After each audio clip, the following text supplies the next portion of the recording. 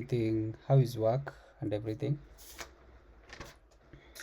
Well, my day was good. Uh-huh. Just got home around 7 p.m. and I actually used the extra 30 minutes to finish up on the last assignment. The deadline is today. Oh yeah, I Assignment remember. 3, module 3. Yeah, module 3. Yes, yes. Yeah, so I was just finishing up with it. I think the only remaining thing is to do some final editing and to add the references, and then I'll submit. Sure, sure. Make sure to finish, and then make sure you upload it on time, and then Yeah, I'll have a look at it. I'll mark. Make sure you upload it on the classroom, yeah?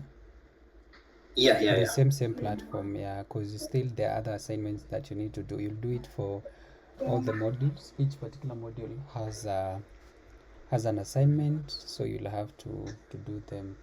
Yeah, Okay, yeah. yeah. Okay, so welcome to I welcome you to today's class. So I remember yesterday we were doing data modeling, which was quite massive and quite long. We did it up to around late, but um, I didn't want to finish to leave something on the plate. But I'm quite sure that everything that we covered in that particular module was quite explanatory, like self-explanatory, because I think from the module objectives that we saw yesterday, like I told you, basics of data modeling, ERD diagrams, developing logical and physical data models, understanding and creating process flow diagrams, data flow diagrams, mapping business processes to a data model, and then talk about applying data modeling techniques in business analysis as a business analyst. Talk about the practices and all the objectives of this particular module. So we were able to talk about what is data modeling, and then we were able to see that it's just but a process of creating visual representations of the data and its relationships within a system or an organizations. And then we saw some very key purposes, some of data modeling, like understanding data requirements, improving data quality and consistency, facilitating communications between stakeholders, and then support database design, and so on and so on. So we're able to touch on ERDs. I hope you remember. We talked about entities, which are person, places, things, or even about data is collected. Talk about the attributes, talk about the relationships, talk about the primary key, talk about the foreign key. These are the primary foundations, like the fundamentals of you understanding data modeling from scratch. Yeah. Then we were able to see some some illustrations on it. So here there was some data modeling part of it, uh, just basics, naming entities, naming attributes, seeing the kind of relationships they have towards each other, and so on and so on. Yeah? So we had such kind of data modeling. We have customers who makes an order, and then this particular order includes things like unit price, quantity, and then the product, which has other attributes attached to it using ovals and so on. Then we're able to look at some of the cardinalities that are normally used in those particular data modeling part of it. I hope you took time to go through it, but I hope if you didn't, please get time to go through them so that you can familiarize yourself with it and you can be in a position to use them appropriately. Then we were able to talk about here these diagrams in details. You can see about it, and then we saw that these are just visual representations of the entities, attributes, and the relationships between them. Then we saw some very good purposes of you learning, or what is the purpose of an entity relationship diagrams. We talk about the communicating data requirements to the stakeholders, talk about documenting the structure of the data set, then facilitating the database design, because I told you the data sets are totally different. Then they were able to see some a bit of notations. I told you about this. Talk about entities, which are being represented by a rectangle. Talk about the attributes, which are the characteristics for an instance of an entity.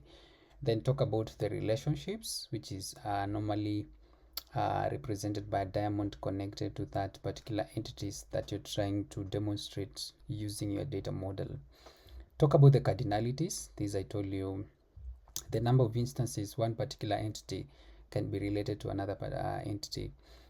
Then talk about one-to-one kind of relationships, talk one-to-many kind of relationships, how are they represented in those particular data model. Yeah, so that was it. And then we are able to look at physical and logical data models. So we saw the key differences about it, whereby we were able to see logical data models. It tries to focus on what data is needed and the relationships between those data elements. But you notice for physical data model, it tries to focus, it specifies the table structures, the data types, the indices, and the other database specific details. Yeah.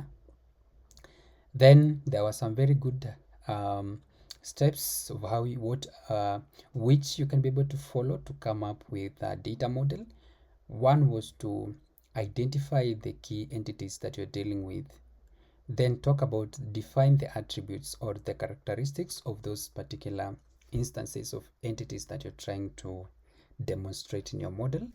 Then we talk about trying to establish the relationships, whereby you're trying to define the relationships between this particular entity. Then talk about the cardinalities. The cardinalities, the how many times or instances a particular entity is related to or is associated with a particular entity. Then talk about the primary key, which is a unique identifier for a particular instance of an entity. Then talk about normalizing the models, whereby you're trying to eliminate the redundancy and improve the data integrity part of it. Then talk about translating to physical models. Now we are done with the logical part of it. Now you're focusing on the physical part of the model, where now you're trying to map the logical model to a database table, columns, data types, and indices as far as physical data is much concerned. Then just to touch on the process flow, we were able also to touch on the process flow, if you can remember. So we were able to define what is a process flow diagrams. And then we saw a process flow diagram, also called as a flow chart. So any flow chart is a process flow diagram, because all this is a graphical representations of the steps in a process. Yeah. Then we saw the purpose of a flowchart. For example, you try to understand and document the business processes of a particular organizations. Then in these particular situations, as you try to learn about those particular flowchart, or what we call a process flow diagram, you're trying to identify bottlenecks and inefficiencies or areas for improvement, or where you guys can be able to optimize as far as the organization is much concerned, because maybe that particular organization want to maybe improve their processes, they want to increase or deal with their skill gap, technological gap, talent gap. All talk about all that. Yeah. Then it tries to improve the process design itself at large, because I told you that this is like a blueprint, and it gives you that process design. Yeah. Then there is communicating process information to stakeholders, because that's the major thing here. And then process flow diagrams notations, we were able also to talk about that, and so on.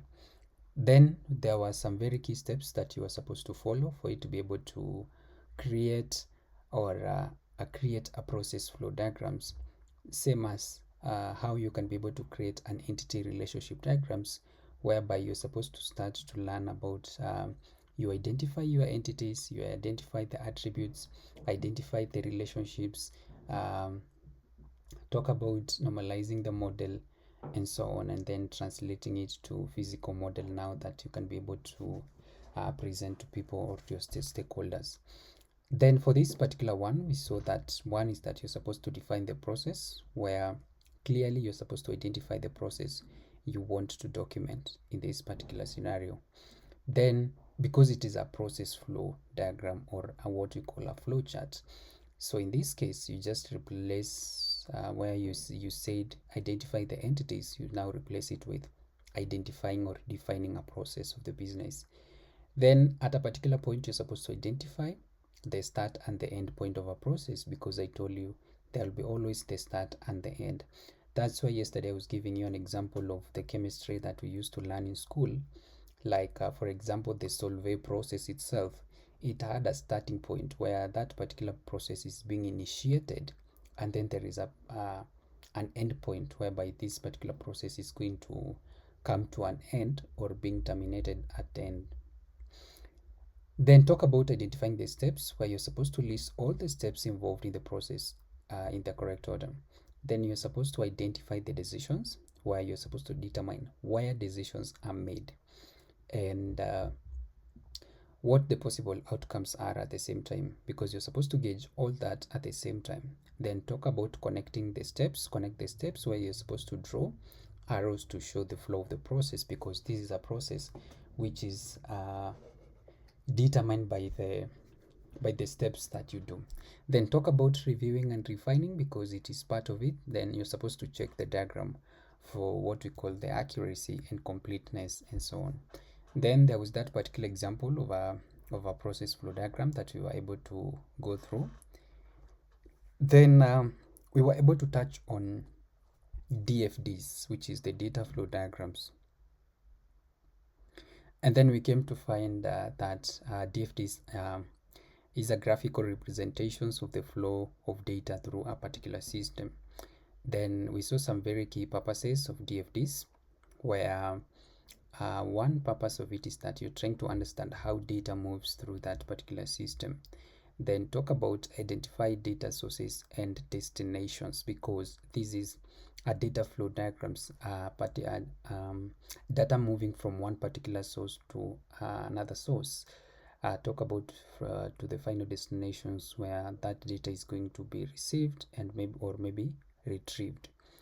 Then in this particular case, we saw also you're trying to identify data sources and destinations, which we have talked about. Talk about documenting data processes, which is quite common. You need to be able to document those particular data. And then we were able to see some techniques for DFDs, whereby one, you talk about the process, whereby you try to represent it by a circle or a rectangle. Then talk about the data store, where you're trying to it is normally represented by two parallel lines. Then a repository of data. Then talk about the data flow, where it's represented by an arrow, which is the movement of the data, because the data has a source and it has a destination where it's going. So you need to show that clearly within your particular processes and everything within your data model, because there are sub-processes within your main data model that you want to present to your stakeholders. Then talk about the external entities, whereby you're talking about the source stroke links, which are normally represented by a rectangle, which is a source of the data or destinations of the data itself. Yeah, so we're just trying to brainstorm, and then we had those levels for data flow diagrams. We had level 0, level 1, level 2, and then we had a perfect example of a data flow diagram. So we had what we call the order processing systems at level 0. They focused on external entities. In this case, these entities were customers, house, warehouse, and then talk about the bank. Then in terms of process, you talk about the order processing systems, and then talk about the data flows, which is things like order details, talk about the payment information itself, talk about the shipping request, and then talk about the shipment confirmation and so on. So these are part of the data flows, because there is that particular information about the payment information is flowing within that particular systems and so on and so on. Yeah, so we had that, and then there was about business mapping, and then we saw some very key importance of a business mapping, whereby we said that it ensures that the data model supports the business processes itself. Then talk about identifying data gaps and what we call inconsistencies within the business processes. Yeah. Then talk about which tries to improve the data quality and process efficiency. Yeah. So still, we saw that mapping businesses process to a data model, it also has some processes or some steps that you need to follow. The same way we saw that there are steps to create an entity relationship diagram. You identify an entity, you identify some attributes, you identify the relationships or the associations between those particular instances of an entity, identify the primary key, the foreign key, and so on and so on. Same to flowchart or what you call process flow diagram. Same to business mapping. It has its own steps that you need to follow for you to be able to map this particular business process to that model that you've been able to create, or you've have that chance of coming up with it. So in this case, we saw that one thing, you're supposed to identify the key business processes of the organization itself, then try to analyze the data requirement at large. Then in this case, you identify the data needed to support each process. Then talk about mapping now these particular data elements, whereby you're supposed now to match the data elements in the process to the entities and attributes in the data model itself. Then I try to identify the gaps, because this one will help you determine if any kind of data elements are missing from that particular model. Then try also after that, try to do some refinement of the data model itself, where you're supposed to add or modify entities and attributes as needed to support the business processes. So we saw some very how you personally as a business analyst, you can be able to apply data modeling techniques in business analysis at large. So we were able to discuss all that, whereby you're supposed to do some very key things like requirement elicitations, talk about the process improvement, talk about the system design, talk about data migrations, especially when a company is conforming or adapting a new technological system, so they need to migrate their data from one particular system to another. Then talk about reporting and analytics, whereby you are defining the data needed for reporting and analysis. We were able to see that, and so on and so on. And then we had some very key takeaways about data modeling and process flow diagrams. We noticed that they are very valuable tools for business analysts, and you need to learn about them. Then talk about the entity relationship diagrams, which are normally used just to visualize the data entities and the relationships between them. Talk about the logical and the physical data models, which represent data at different levels of details. Then talk about the process flow diagrams documents, whereby process flow diagrams document the steps in a process. Then DFDs, which is the data flow diagrams, model the flow of data through a particular system. So it's something very sensitive. Then mapping data business processes to data models ensures alignment with the overall business requirement. So that was module 6 in a nutshell. So that was module 6 in a nutshell. So today we want to do module 7. So module 7 is very straightforward, because remember that we talked about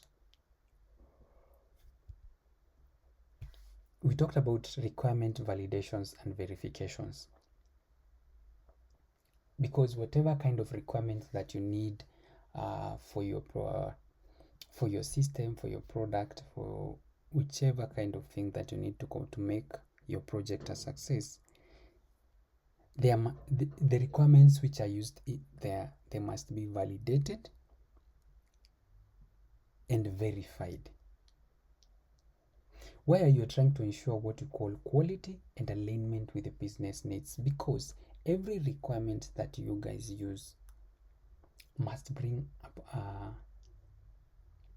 must make sure that it's aligned with the business needs, because every business has a need that they are pushing towards.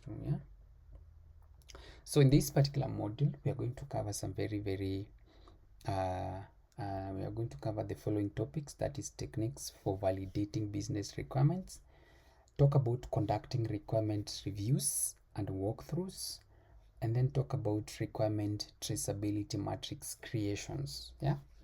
Then talk about ensuring requirement, whereby you want to ensure that requirement meets business needs. Talk about verification technique to confirm requirements, and then talk about managing changes and updates in requirements. So going to our next slide. So our main objective of today is to understand the importance of requirement validations and verification. Why do we need this requirement? Like, why do we need to verify, yeah? And why do we need to validate them? Another thing is that you need to learn techniques for validating business requirements. Then another one is that you need to know how to conduct requirement reviews and walkthroughs effectively.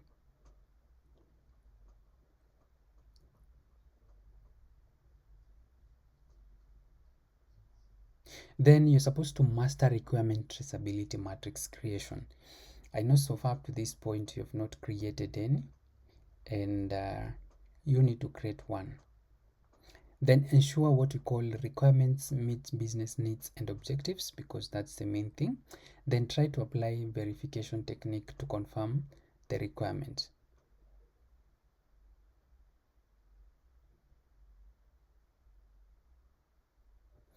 Then try to manage changes and updates in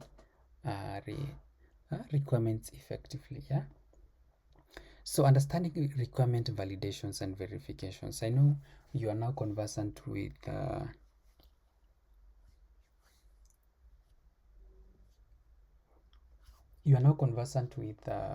can we call this? How can you call this? There is this particular thing that it's called requirement elicitations, whereby you go to gather feedbacks and things about your client and so on. Yeah.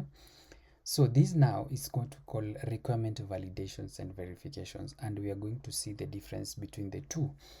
So in this case, validation is the process of ensuring that the requirements accurately reflects the needs and the expectations of the stakeholders, because I told you that the kind of stakeholders that you bring on board, they have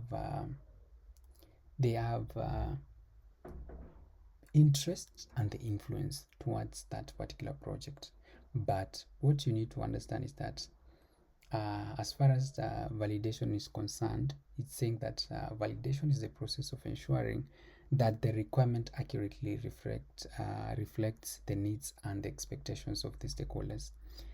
Then for key questions, so here there are things that you need to understand. We have the key questions whereby before you guys start to do verification and validation, there are those questions that you personally also you need to ask yourself.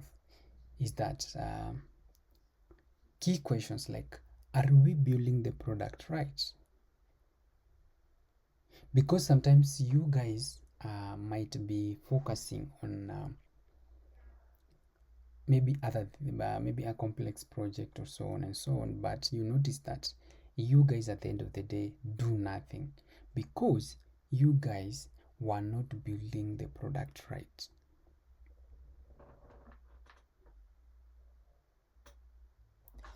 The next one is there is focus, where you're trying to ensure the requirements are correct from a business perspective. Yeah.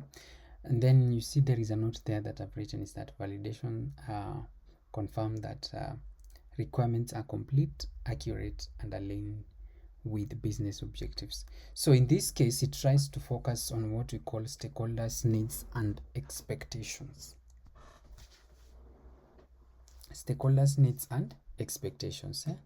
So what is requirement verification? So there is requirement validation and there is requirement verification. So verification is the process of ensuring that the requirements are technically visible and can be implemented accordingly or correctly.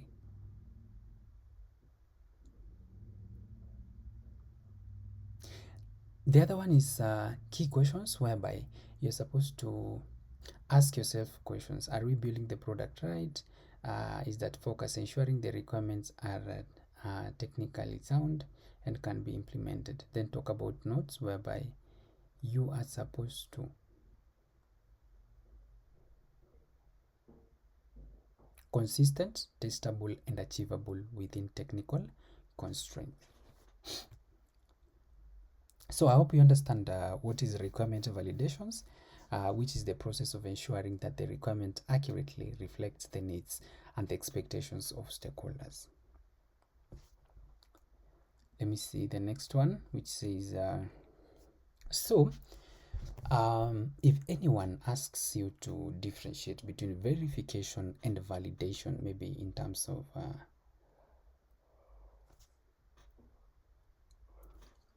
of futures, because we have the futures in the two of them. So we want to see what is validation, what is when someone goes to the field and everything. So in this case, we have validation, we have verification. So in terms of objectives, you notice that validation says that are we building, like, because that is the objectives. Validation, you validate, are we building the question right?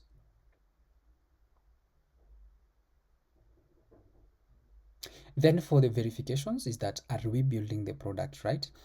Can you notice the difference between the two? Is that validation, are we building the right product? Are we building the right product? That's one.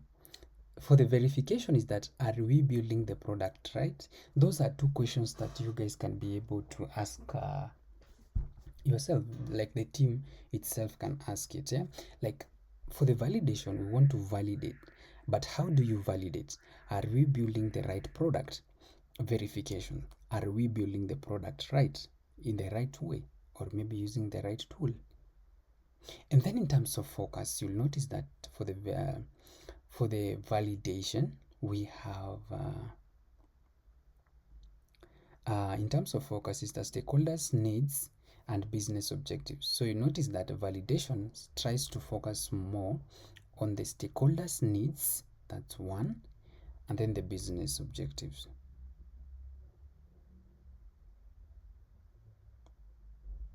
So I hope we're together up to that point. Then talk about the methods. That's why I'm going slowly.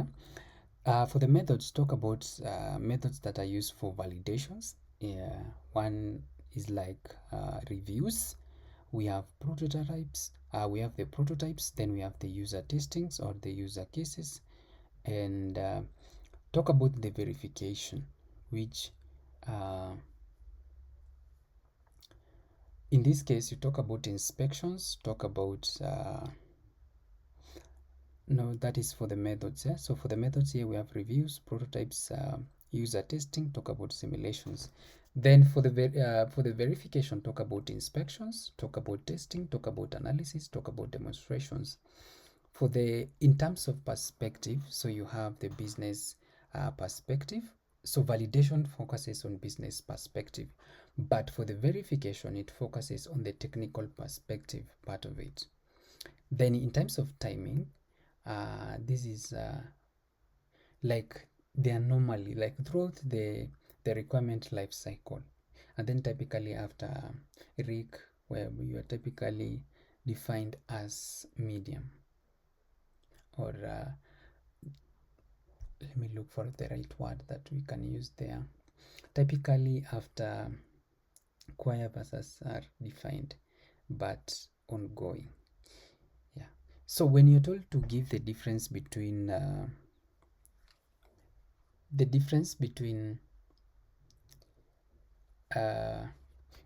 that, so between verification and validation, so talk about objectives, talk about focus, talk about sorry for that, talk about the methods. which are reviews, prototypes, user testing, simulations, talk about inspections, talk about testing, talk about analysis, talk about demonstrations, and so on and so on and so on. Then in terms of perspective, you see we have talked about business perspective. The other one is not. It's not.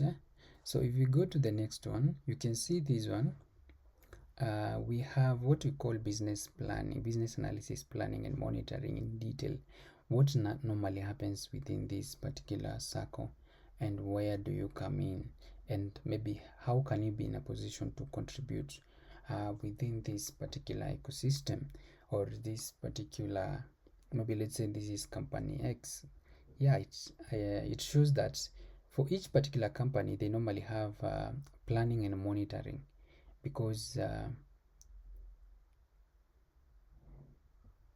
you have to go through this particular circle for you to be able to plan and monitor your business and so on. So talk about the strategy.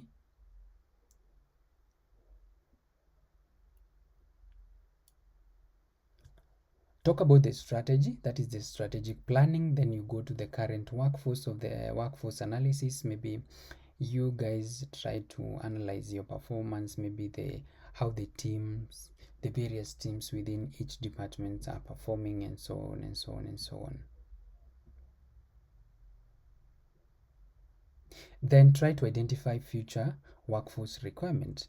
Then after you do that, you're going to do the gap analysis, and then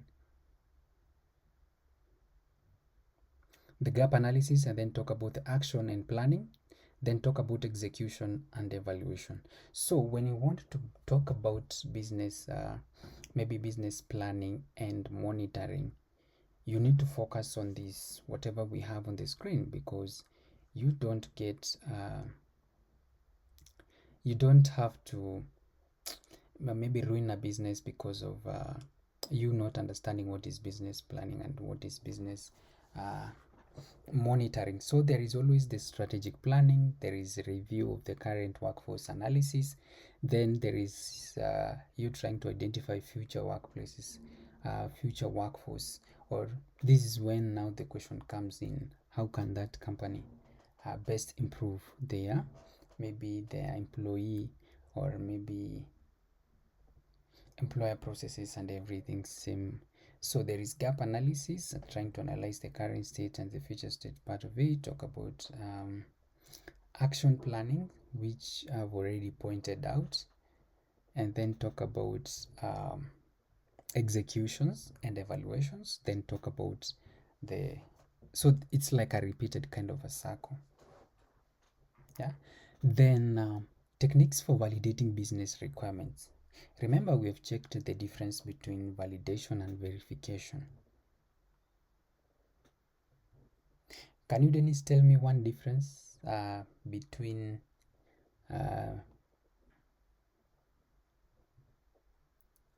verification and validation?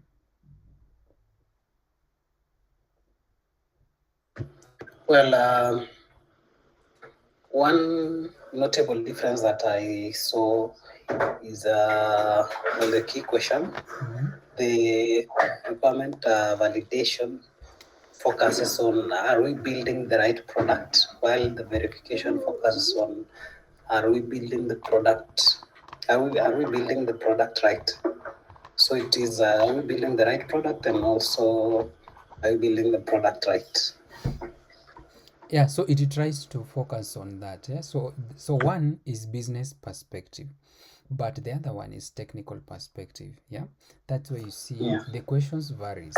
Is that, are we building the right products, and are we building the product right?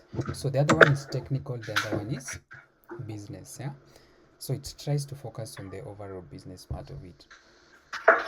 Then talk about techniques for validation. These are very common things that are normally done in validation. Remember that one is what we call stakeholders reviews, whereby you're trying to do some formal or informal reviews of requirements with the stakeholders to gather what you call feedback and ensure alignments alignment, whereby prototyping, you're trying to create a working model of the system to allow a stakeholder to interact with it and provide a feedback. So that is one. So another way that you can do validation is through user story mapping, as we saw in the other module. That is, you're trying to visualize the user journey to identify gaps and inconsistencies in the requirement. Then there is use case review, whereby you are reviewing use cases to ensure they accurately reflect user goals and interactions with the system.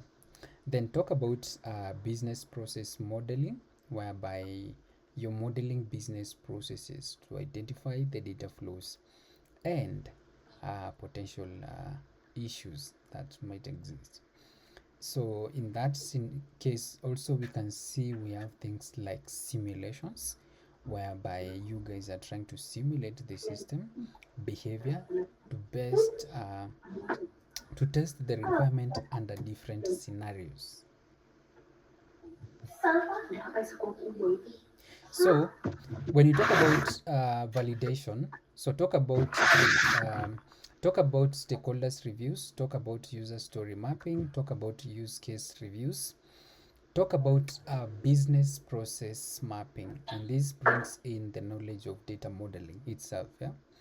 Then talk about the simulations. I know you know what is you understand by what is simulations. Yeah. Yes, I do.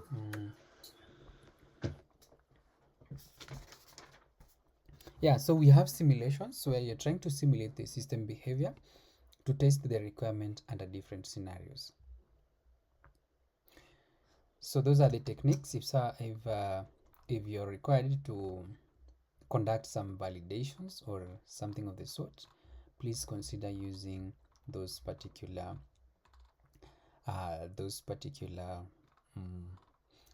techniques for you to be in a position to understand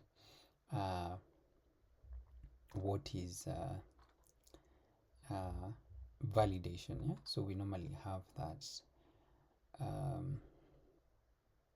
By the way, I've also remembered something before we go far.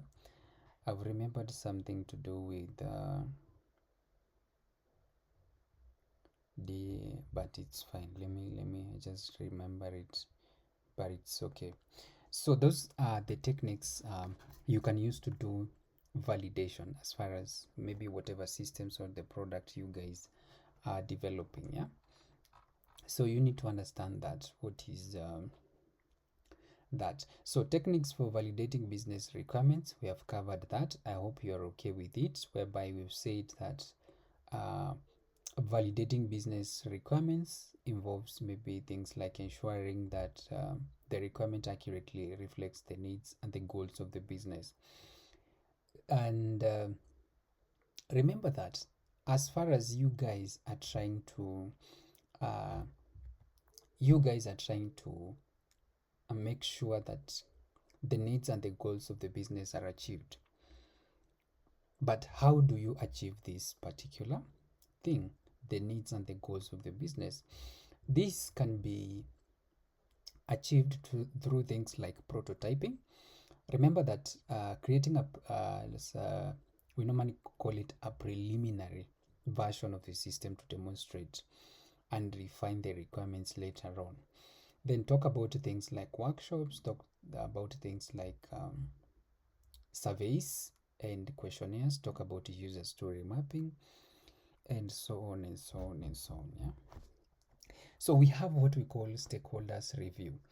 The purpose of this, why do we do stakeholders review, is to obtain feedbacks from these particular stakeholders and ensure the requirements are complete and accurate and aligned with their needs. Then, what are some of the key steps that you perform for you to be able to do the stakeholders review? One is that you need to prepare the requirement document. That's a must. You need to schedule the review meeting, because at the end of the day, that thing will have to happen. Talk about distributing the documents to stakeholders in advance so that they can be in a position to have enough time to go through the material or the document itself, and then they can be able to comment or give a feedback, or maybe the moment you guys are presenting, they will have something to contribute or inputs. Then talk about conducting the review meeting itself, collect feedback and document any kind of issues that you personally might have experienced in that process.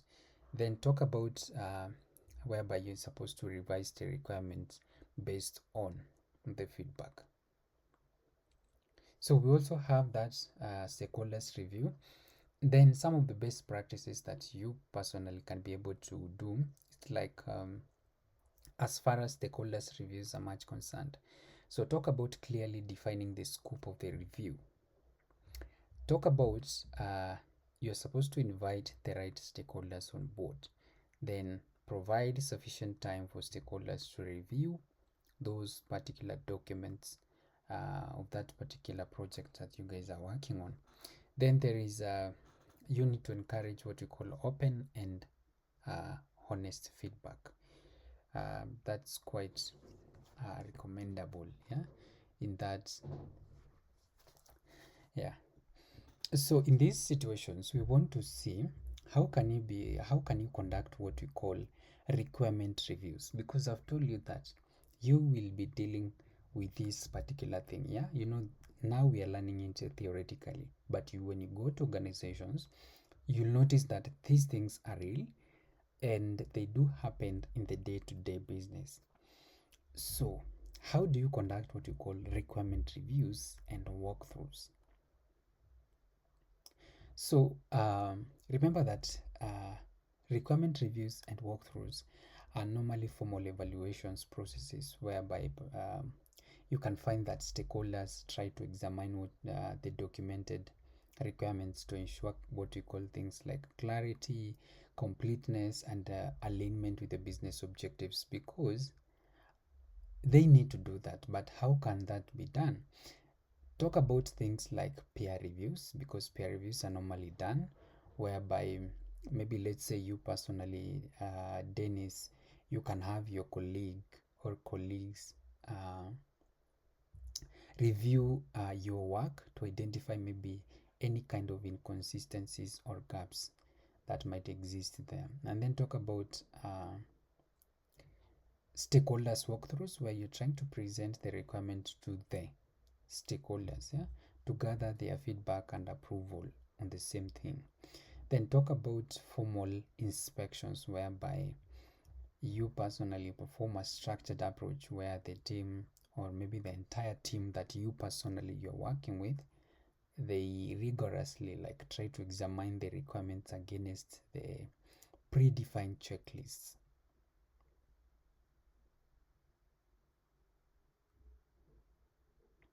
So that is all about that. So what are requirement reviews and walkthroughs? So in this case, what we have on our slide says that it's like a structured or informal processes for examining requirement documents to identify errors, omissions, and inconsistency. Then reviews, more formal, involve a predefined process and often require documented results.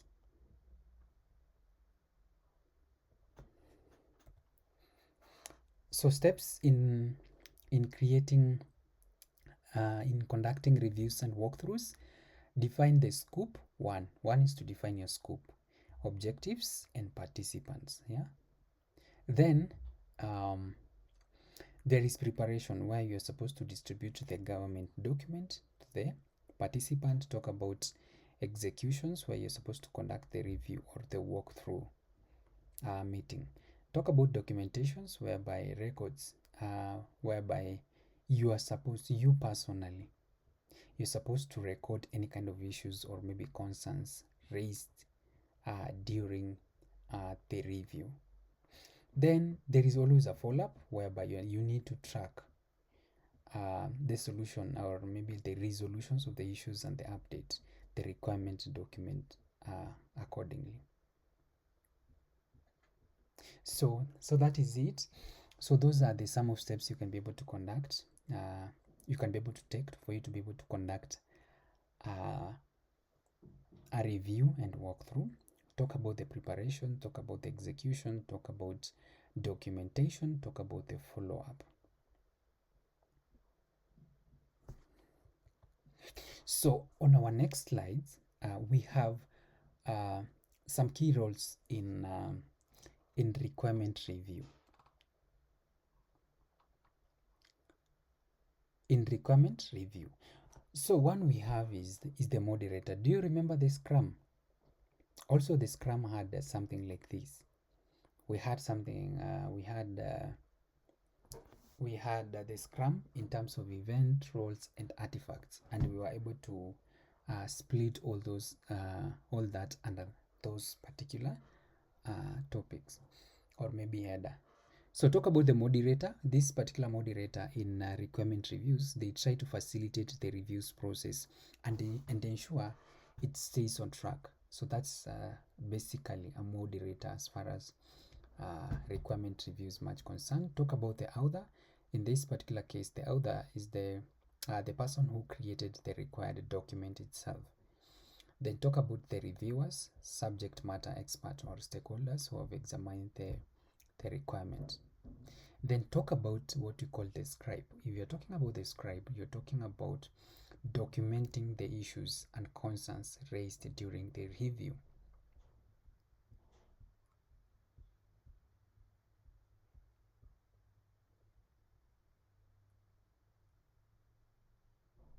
Let's go to the next one, which is common reviews checklist items that you need to check.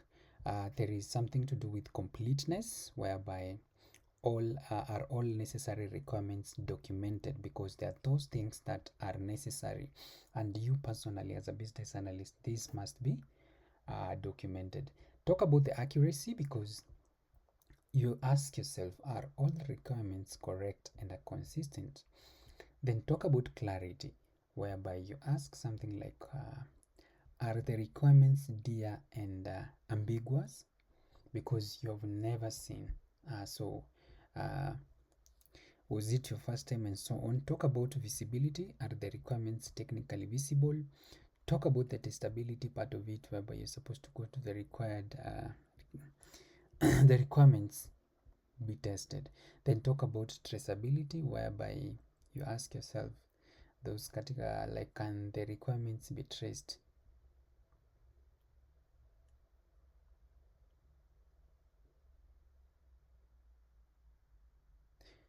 So I hope up to that point, that is common review checklists that you need to put into place as far as reviews are much concerned. So talk about the completeness, talk about the accuracy, talk about clarity, talk about visibility, talk about testability, talk about traceability part of it.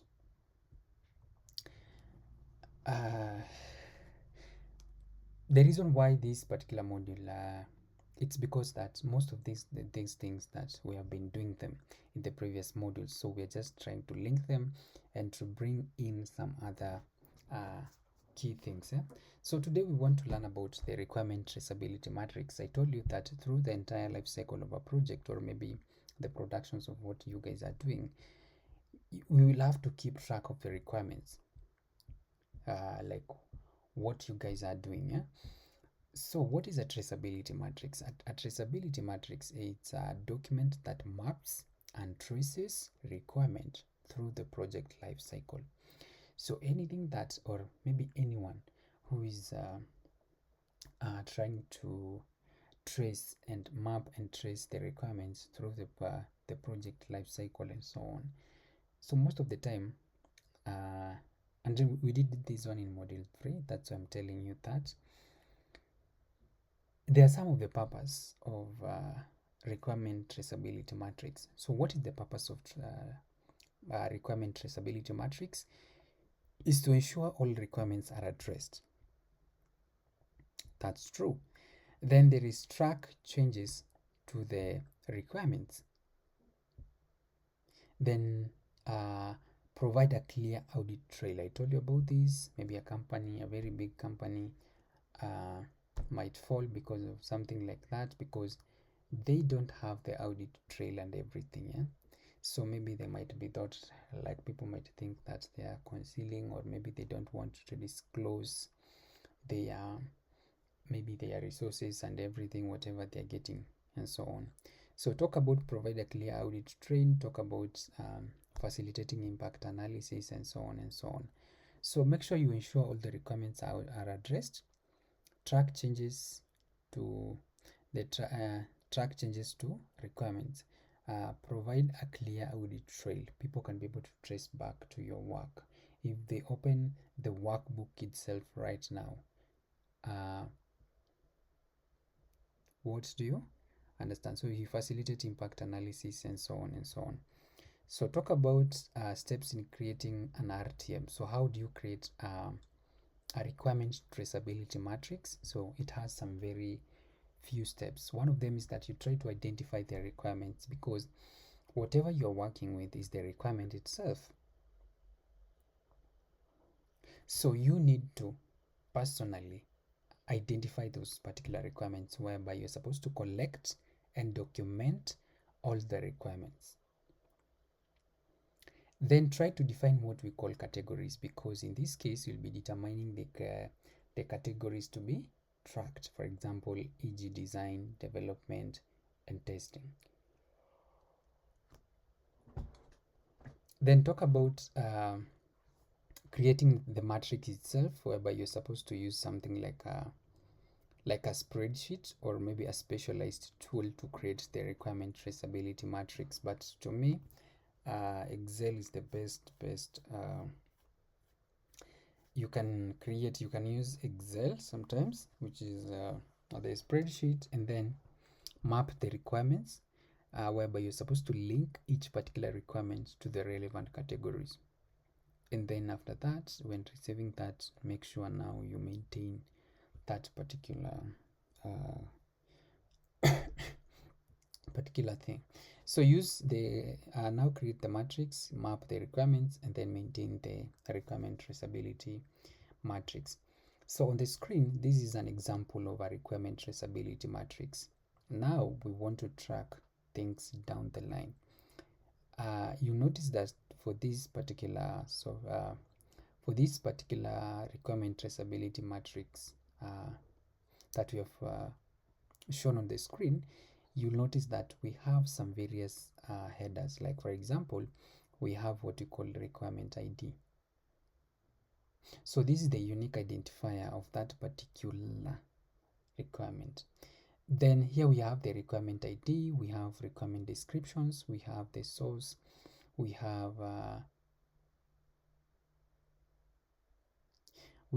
design element, then we have development team, then we have the number of test cases that you guys have already done, and so on and so on. So this is just but a simpler format of an RTM, because in this case we have the requirement ID, you have the requirement description, you have to describe, we have the source, then we have the requirements, and then we have development team, and then talk about the test cases, talk about the status, and so on and so on and so on and so on. So this is just but a template, or maybe like an illustration of how of what is requirement traceability matrix. So it's not that very hard, because you see it's something simple. So it has requirement ID, it has development descriptions, it has sources, it has design element, talk about the development item, then talk about the test cases, and so on and so on. So this is just but another example. You can see we have the requirement ID, we have the requirement tested, then the use cases, and then we have the use cases 1.4. So you'll have different format of requirement traceability matrix based on which one do you want. Yeah. So there is how you can be able to ensure requirements are meet business needs, because at the end of the day, remember that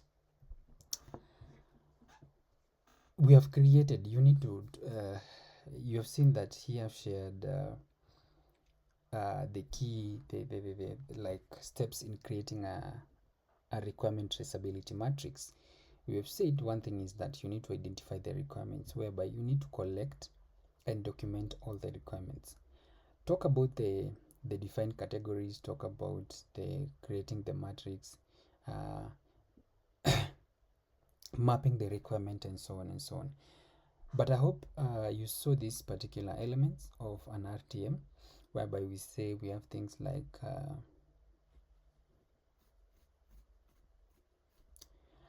we have the key things like requirement ID, requirement description, requirement descriptions. We have the source, which can either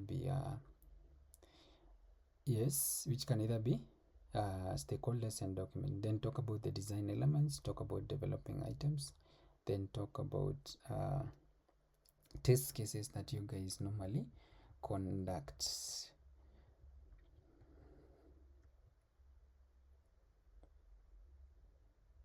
Then ensuring, I think we have already but no, we have not touched on this. That is ensuring requirement meet business needs. So how do you ensure these particular requirements help the business to meet their needs? One is like aligning requirements with the business objectives, because that's the key thing. You need to align those particular requirements that you guys need for that particular process to go through. Talk about traceability, whereby you're supposed to ensure all the requirements can be traced back to the business goals and the objectives. Talk about prioritizations, whereby prioritizations is that for this one, it prioritize requirements based on their value to the business. Then talk about stakeholders involvement, whereby you're supposed to involve stakeholders in the requirement process to ensure their needs are met.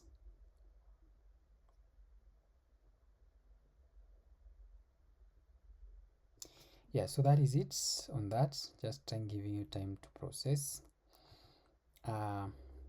Then on the same, we have business cases reviews. Regularly review the requirements against the business cases to ensure what you call alignment. That's why, how can you ensure those particular things are aligned with the business? So we have what you call techniques for ensuring alignment, because here we are talking about the alignment. Yeah. Then start with what you call the business requirement document. References explicitly link each required to the relevant section of the BRD. Then talk about the stakeholders sign-off, whereby you're supposed to obtain a sign-off from stakeholders on the requirement document.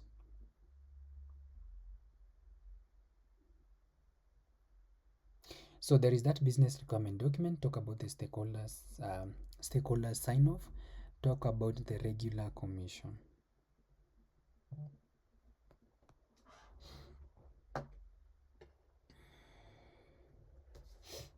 Yeah.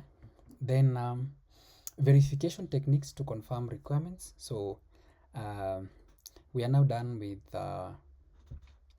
validation. So we are now in verification. For verification, you can do things like inspections, whereby you can do formal reviews of the requirements documents by technical experts. Talk about testing, whereby you can execute tests to ensure the systems functions as specified in the requirements. Then talk about the analysis part of it, whereby you're supposed to use mathematical or logical techniques to verify the correctness of the requirement. Then there is always what we call demonstrations, whereby you're supposed showing the system to stakeholders to verify that it meets their their needs and everything. So don't confuse about verification. Then when you talk about testing, because we normally conduct things like testing. So testing means that you want to prove that, or you want to make sure that this particular model that you guys are building or coming up with, or the system functions properly. So we normally have several ways of testing a particular system or a particular product. Talk about the unit testing, whereby you're testing the individual components of the modules itself. So these are normally done to make sure that each of them is working correctly. Then there is the integration testing, whereby you guys are testing the interaction between the different components within that particular system. How are those particular components interacting to each other? Then there is system testing, whereby you guys are testing the entire system to ensure it meets the requirement. So this is common sometimes. Also, there is acceptance testing, and I hope you remember me telling you this, that that's why you see most companies normally start with a prototype. They don't use the lot of billions or millions to build that particular system. They just build a prototype, they run it as a business and everything. Then they present those particular prototypes to their clients, and then their clients will be able to make a comment about it, and they can be able to tell you what to do next and so on. So in short, these are the tests that you do: unit testing, integration testing, system testing. Acceptance testing is very good because you can deploy a product to the market at the same time, and then your product is not uh, like, the customers don't want it, your clients, they don't want it, your stakeholders see you, they don't. So what they do at the end is that they do what we call acceptance testing. They are testing the system by end users to ensure it meets their need, especially when they deploy it to the market. So they now do it. This one normally comes at the end of it.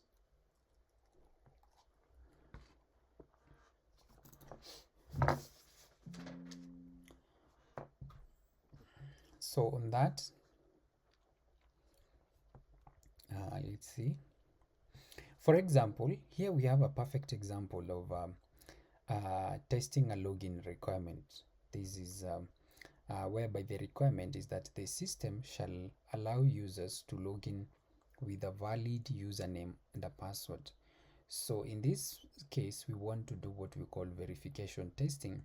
So we have test case 1, test case 2, test case 3, test case 4. For test case 1, verify that a user can log in with a valid username and a password. So that's the first verification that you do under this particular test case. When you go to test case 2, you notice that you verify that the system displays an error message when an invalid username is entered. So you see, in this case, anytime the client or maybe the customer or whoever is going to interact with this particular system, when they enter a wrong password, it's going to display on the system an error message on it. Then there is test case 3, whereby you are trying to verify that the system displays an error when an invalid password is entered. So talk about the username, talk about the password, and so on. Then verify that the system logs the account after a certain number of failed login attempts. Maybe, for example, in this situation, you might be given like 3 attempts only, and then maybe the account can be locked or going to be blocked, or maybe you cannot access it, or maybe some other arrangements are going to be made for you to be able to maybe open that account again.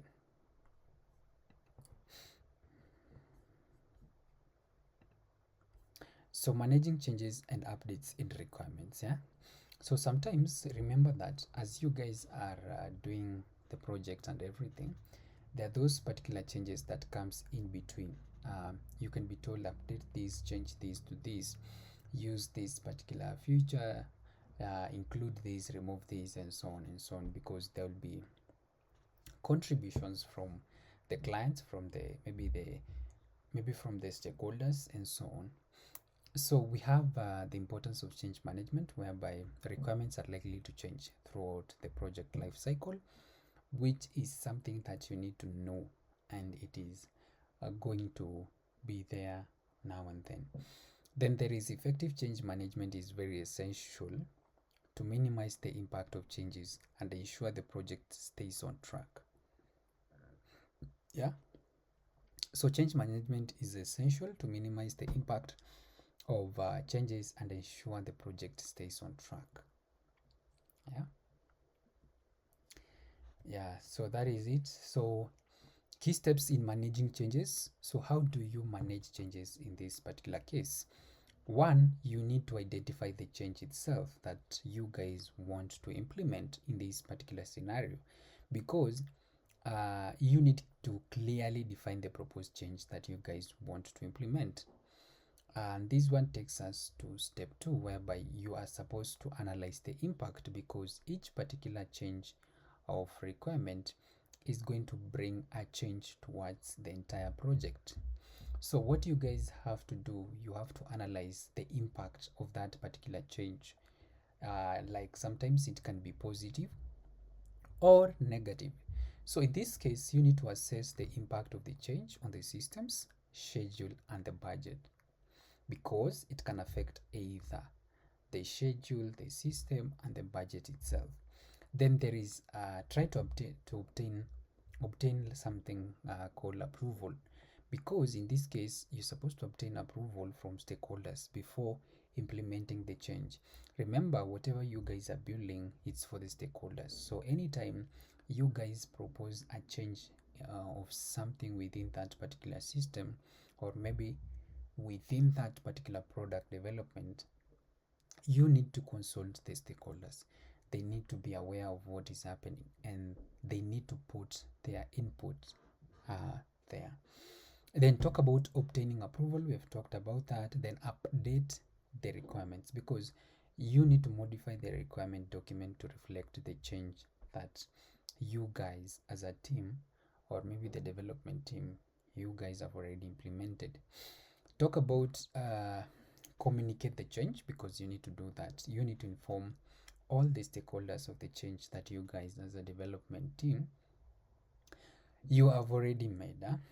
Yeah, then track the change, because that's quite good, whereby you're going to monitor the implementation of change and ensure it is completed successfully.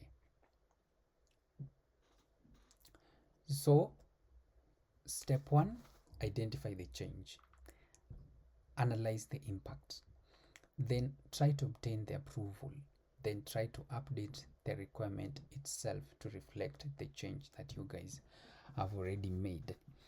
Then talk about communicating the change and then tracking the change itself. So I was able to get some what we call change control, change management tools. So we have the version control systems, e.g. Git. We have the requirement management tools like Jira. We have Azure DevOps, etc. So those are a few examples of our requirement management tools. There is change request forms, sometimes, which are there in all the organizations and everything, which are normally filled. Then there is the change control boards. So you'll notice that every company has board members, maybe board members who are able to oversee everything, and they are able to manage such kind of things that are going to be implemented to that particular project. So they will be able to oversee, and they'll be able to give the way forward concerning that particular change that you guys want to make towards the project. So as far as the change management tool is concerned, you'll notice that as far as change is concerned, there is always a plan that is normally made. Then this particular plan is normally initiated. Yeah, there is that initiations part of it, but this plan which is being initiated, it's normally assessed, because they need to weigh, they need to know the impact of that particular change that you guys want to implement in that particular scenario. So there is assess, and then it's going to be prepared, and then so on and so on. A lot of processes are done in between here, and then you guys are going to implement that particular change upon approval. and after communicating with the stakeholders, and all of them are aware of the change that was made. So in this case, there is assessment, there is preparation, something like that, and then there is implementation part of it. And then talk about now sustainability, part of this particular change that was initiated from this particular point. So you notice that this one is normally combined with corresponding steps in the benefits management procedure, and so on and so on. So in change management, there is always plan, which is initiated, and then it is normally assessed, and then they prepare. Then there is implementation. Then there is talk about the sustainability part of it. What you need to understand, there is change management tools. We have the factors that normally can affect the changes that you guys want to implement. So we have the internal factors and external factors that affect the changes that you guys want to implement in that particular scenario. So you notice for internal, we have things like low performance, low satisfaction, new mission, because sometimes the company might decide to change their missions and everything. Then there is always something to do with new leadership, because maybe someone or a CEO is brought in, and these particular CEOs normally they work differently. And you notice that in this particular scenario, they will have to bring in their own rules and everything, and there'll be a lot of changes in between the organizations and how things are running and so on. So, and then talk about the conflict. So if it is the internal forces, talk about the low performance, talk about satisfaction, talk about the new mission, talk about the new leadership, talk about the conflict.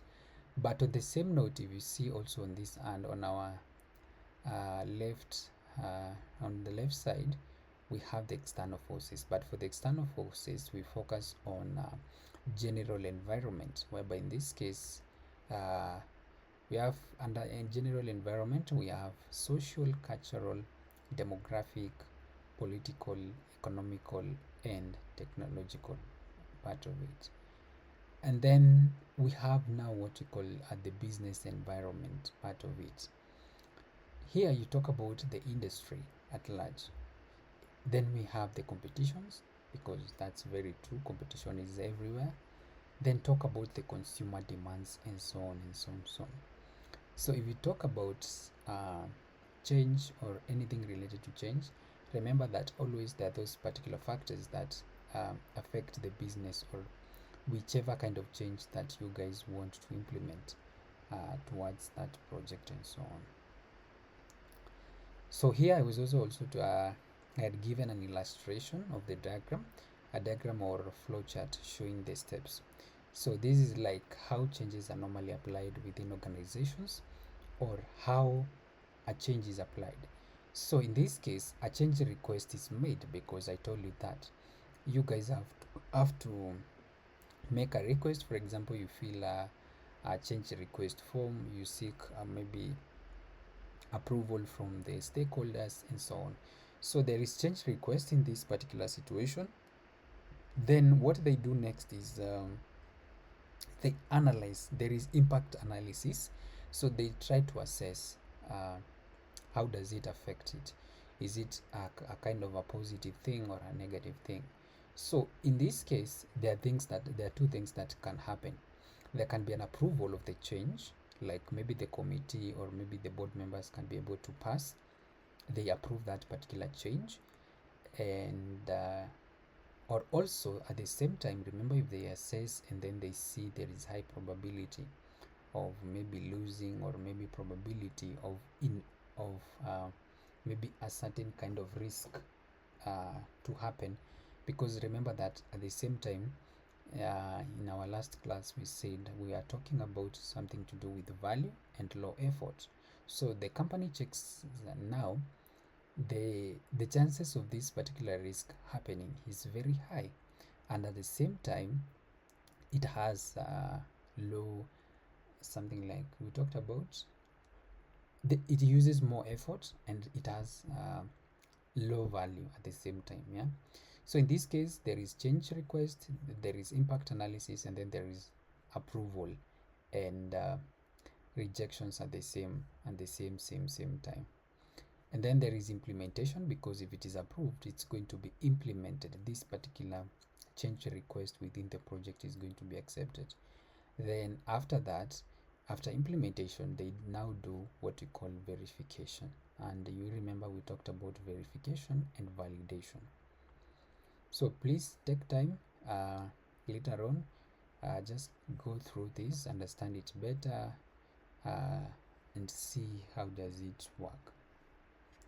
So in conclusion, what you need to understand is that requirement validation and verifications, they are very essentials for ensuring the quality and the success of a project.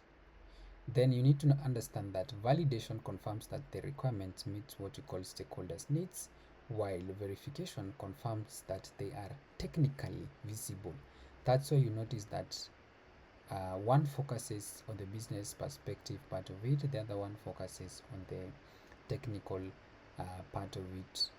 Then you need to understand that the Requirement Traceability Matrix is a valuable tool for tracking requirements through the project lifecycle. Yeah, that's true. So that is your that is now all about the Requirement Traceability Matrix. Then effective change management is crucial for minimizing the impact of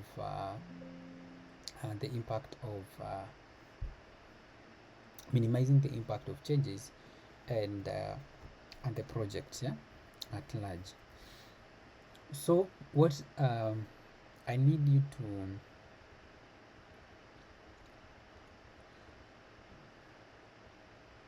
so I hope you've gotten clearly what is a requirement traceability matrix, and we have said that an RTM is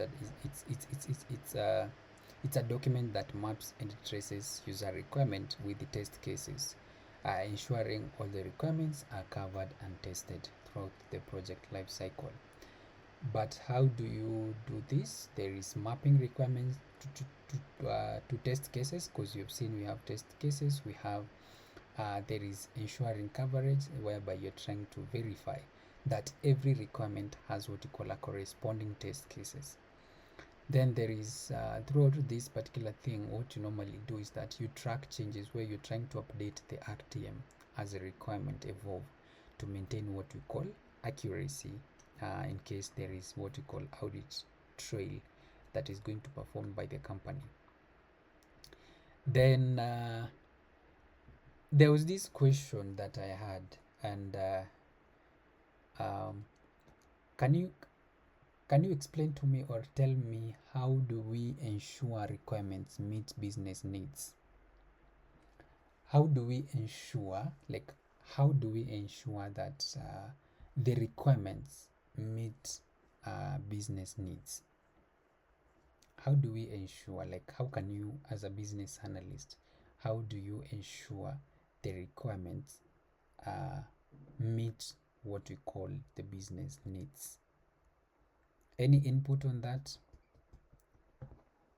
Do you have any input as we try to wind up? I want us to just conclude. I feel like we are tired, or people are tired. I think that one is a bit tough. I'm trying to think about it. Okay. You said, how do we ensure that requirement meet business needs? Like, how do you ensure the requirements meet business needs?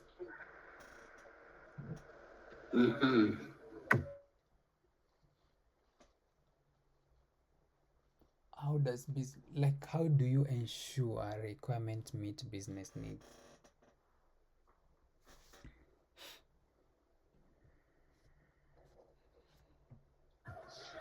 Well, I think I was thinking of an answer, just slipped off my mind. Oh, but it's okay, it's fine. Like the way you can ensure that business, like you ensure that the requirement meets the business needs. It's to ensure that this particular requirement, one is to ensure that they are aligned with the strategic goals, visible and which are visible and beneficial. So one thing is to ensure that the overall requirement that you guys want, or you guys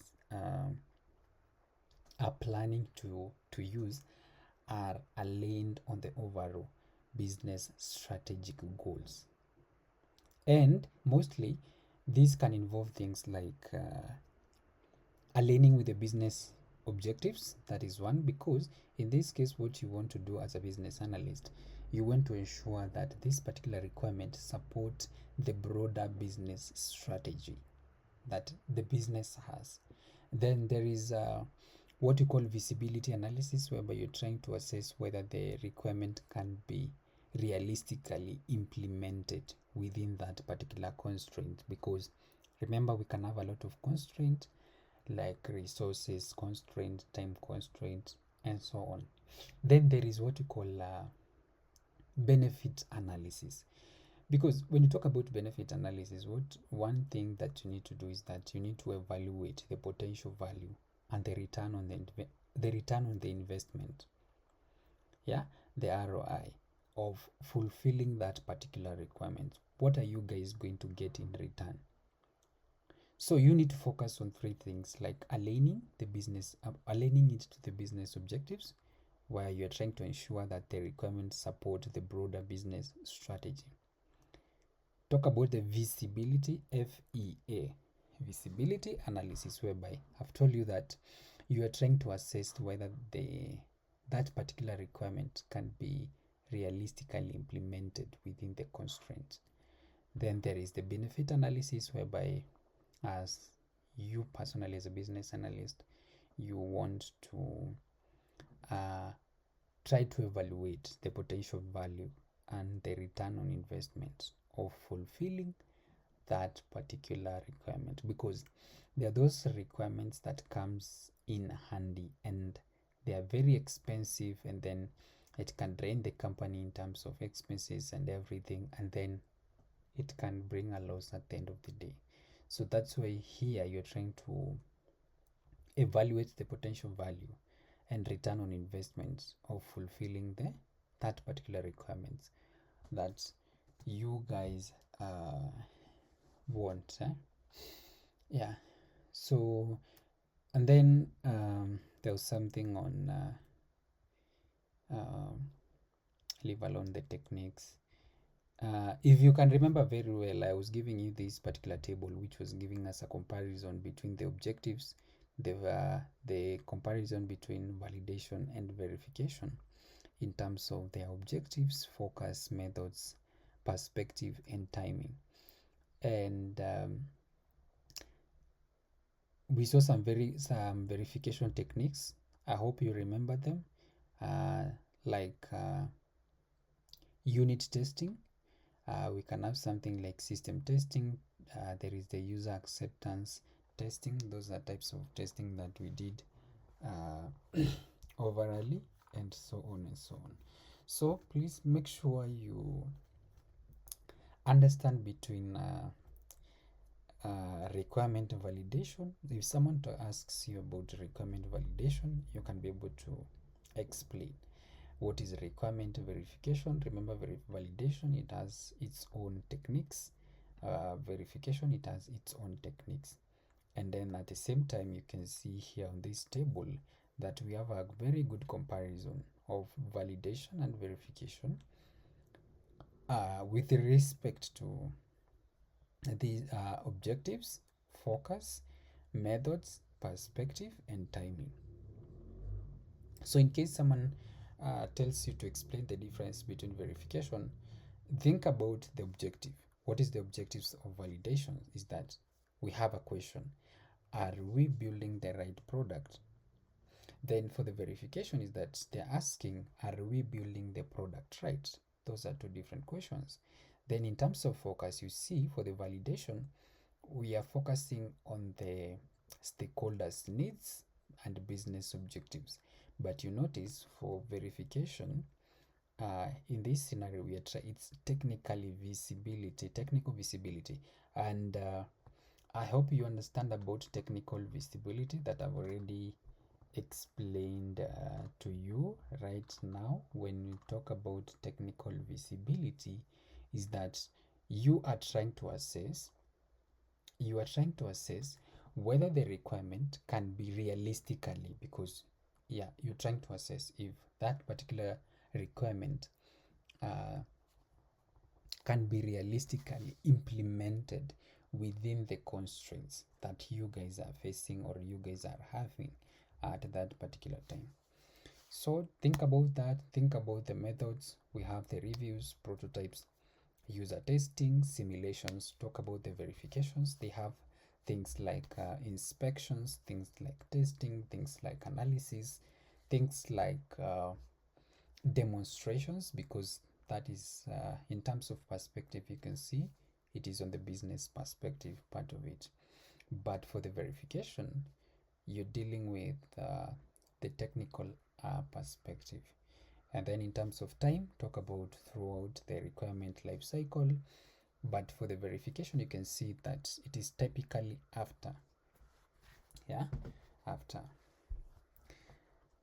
So basically the whole unit was all about verification and validation, because that's a key word, because you guys cannot proceed with the whole project or building the system and so on and so on without verifying and validating the requirements that you guys are using.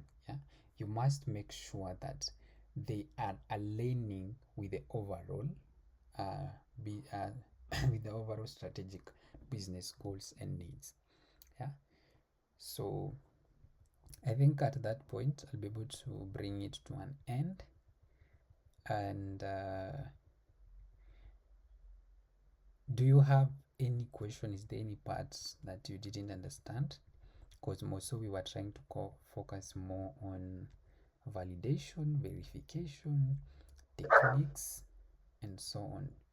So is there any part of the module that we have gone through that you've not understood, that you need more clarification or more explanation, so that you can be able to address it at this particular point? None so far. So you're confidently okay with the unit, with the module itself? Yes, so I'll be able to go through the recording. Okay. So if I identify any questions, I'll hit you up. Sawa, it's okay, no problem. I think I'll just allow you to go and rest, because I know we have had a very long day, and and burnout is real, so that you can be able to rest. So please make sure you upload the assignment, because after that I think still I'll add you more work, because I need you also to work on the practicals that I was able to send you. Oh yeah, So sure. I also want them. So remember that there is other assignments which are coming for module 4, 4, 5, 6, and 7. And also there are other mini practicals which you will do in between these particular units. Like this one, I need you to learn to develop a requirement traceability matrix. So you'll definitely expect it within that particular assignment. So there are those parts that are practical that you need to develop them. You need to work on them. You need to showcase that you are able to come up with a requirement traceability matrix for that. But the good thing is that most companies normally have it. Like you'll get, there are those companies which are able to they have their own traceability matrix. So but it is good to learn how to develop one for yourself and everything, especially when you guys are trying to develop the items. You have the develop items, and then in this case you'll notice that in those traceability matrix, you'll find that a particular requirement has so many test cases, because there are those people who normally do like 50 or maybe 40, 30, 40 test cases. But how do you record those particular test cases within those